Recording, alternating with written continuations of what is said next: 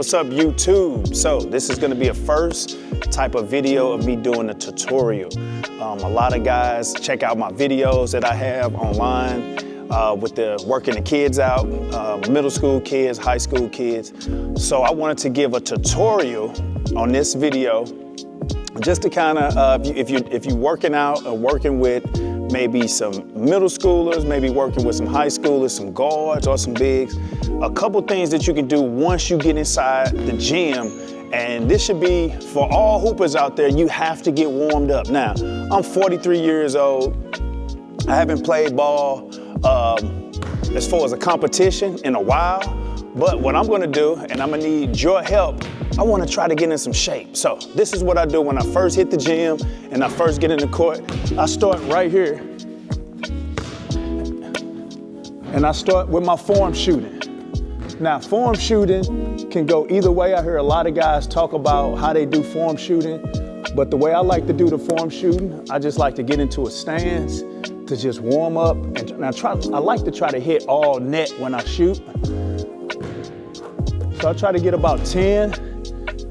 Once I get to 10 all net, then I like to move around. I'll move around a little bit. Then I'll start from this angle, start from this side. All net. Get back down in my stance, all net. Now the reason for this is you want to kind of wake up your arms and kind of wake up your body and your muscle memory, because basketball is it's a rhythm game. And the more that you do it, the better rhythm that you have, and the better off you'll end up having a better outcome of your game. So, form shooting right up at the hoop. I'm trying to hit all net for maybe 10 in a row. And then I'll kind of branch out from here. Making sure you're focusing on getting that ball up and over the rim, popping your wrist, getting back down in the stance, and just get the motion of it. So once you get about 10, now you got to screw back to the white line, and we're doing the same thing. All right, form shooting. That wouldn't count right there.